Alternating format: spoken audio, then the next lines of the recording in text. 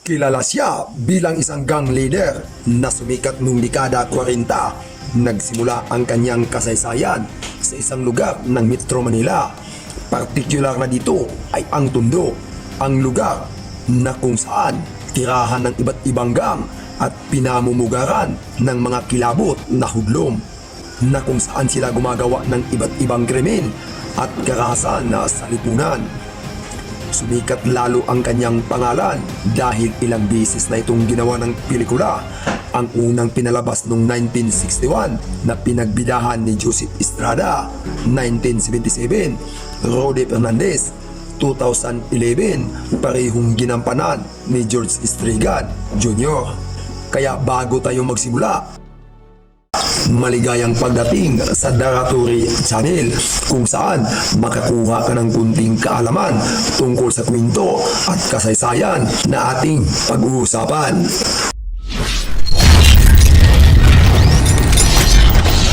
Dito na natin kilalanin ni Casio Rodriguez Salonga, o mas kilala sa tawag na Asyong Salonga. Ipinanganak siya noong October 11, 1924, mismo sa lugar ng Tondo. Bata pa lang si Asyong ay kilala na ito sa kanilang lugar sa pagiging matapang at mapagbigay. At sa Tondo, kung saan dito nakaukit ang kanyang pangalan dahil sa angkin nitong tapang at matulungin sa kanyang mga magulang. Siya ang naatasan na tagabantay sa kanilang tindahan. Sa kanyang murang edad ay talaga namang meron na itong mga kaalyado. Ika nga mga tol, bata pa naman si Asyong noon.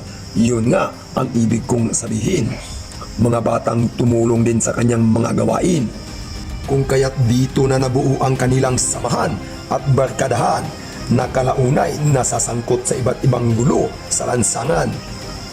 Sa paglipas ng panahon, si Asyong ay mas lalong nakilala, naging hari at Robin Hood ng Tondo dahil sa angkin nitong tapang at mapagbigay sa mga nangangailangan sa kanilang lugar.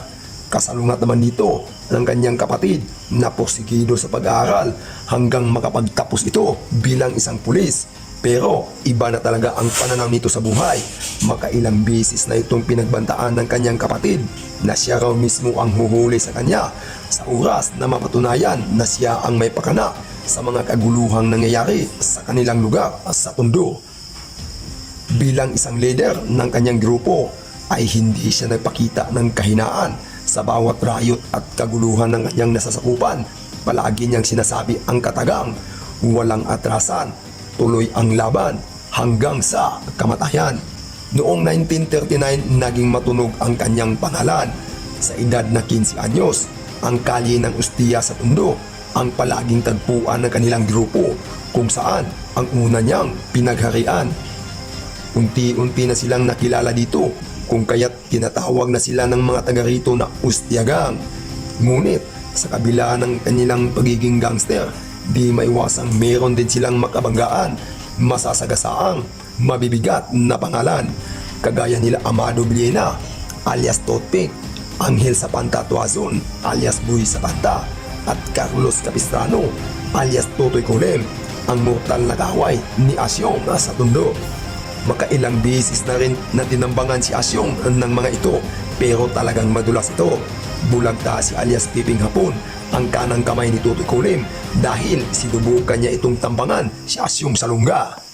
Naging kilabot at kinakatakutan ang kanyang grupo dahil isa-isa niyang tinutumba ang mga gang na gusto ring sumasalungat at sa kanilang grupo at nangingikil sa mga kapwa taga-Tondo. At dito na mas lalong nakilala si Asyong Salonga, kung kaya't hindi na rin maiiwasan na umabot na sa radar ng mga kapulisan ang kanyang pangalan, hanggang naging markado na ito sa alagad ng batas at itinuturing public enemies ng Pilipinas. Dahil sa pangalan ni Asyong, nakamarka ang mga kaguluhan at patayan sa lugar ng Tondo. Pangikil ng malalaking negosyante at di umano si Asyong rin ang may-ari at pagbibinta ng illegal na armas. Pero puro haka-haka at pagbibintang lamang ang naging aksyon ng mga otoridad dahil wala itong matibay na ebidensya laban sa kanila. Well mga tol, masasabi natin na likas na talaga ni Asyong na maingat at malinis magtrabaho at walang kasabit-sabit pagdating sa usaping sindikato. Maliban sa grupo kina Asyong at Tutoy Kulem, may mga iba't ibang gang na rin ang nagsulputan at pilit gumagawa ng sariling pangalan. Dito na naperwisyo ang grupo nila Asyong kung kaya't sila na ang pinagbibintangan ng mga pulis kung may mga ginawa itong kaguluhan sa kanilang lugar sa Tondo. Dahil dito, unti-unti nang tinutugis at ang iba ay kinausap ng personal ni Asyong na sumanib na sa kanilang grupo. At dito, mas lalo pang lumakas ang grupo ni Asyong at kaagad namang nakontrola ang pinakamalaking bahagi sa lugar ng Tondo.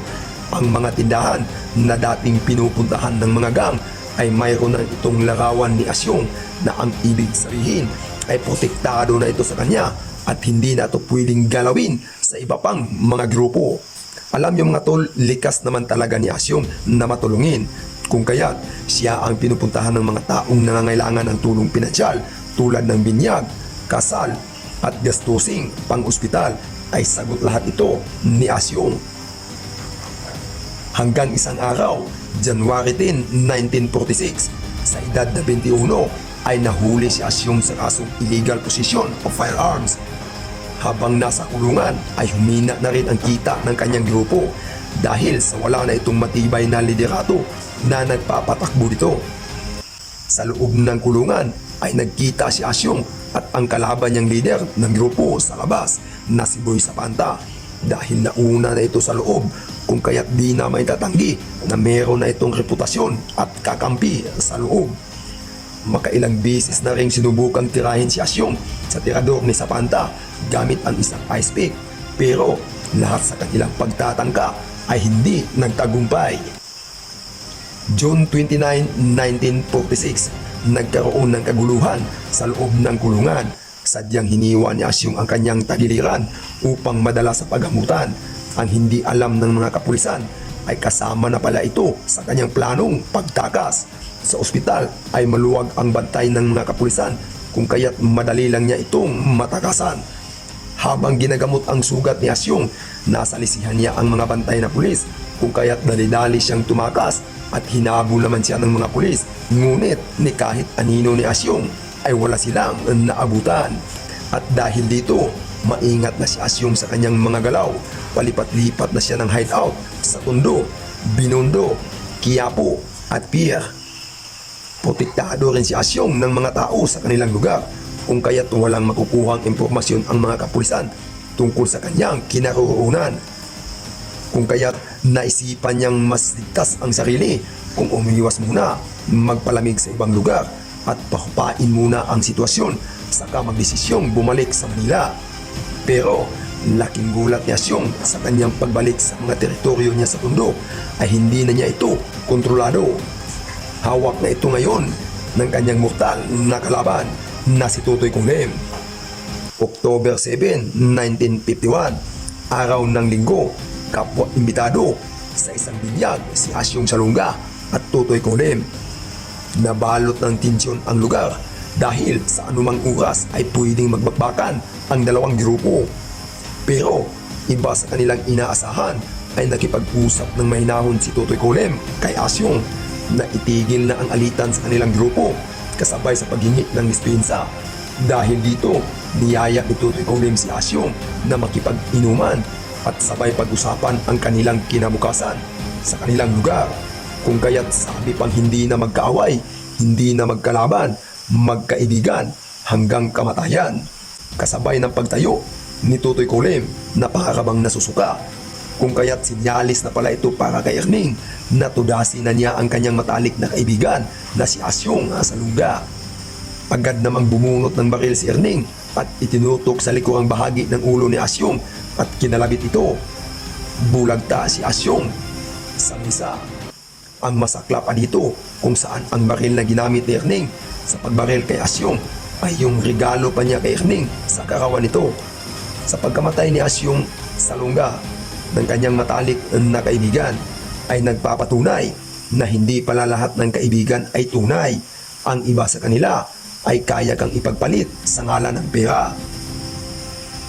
Alam niyo ba mga tol, bago palang binaril si Asyong ay nag-iwan na ito ng isang salita na masarap mamatay sa kamay ng kaaway, ngunit masakit mamatay sa kamay ng kaibigan.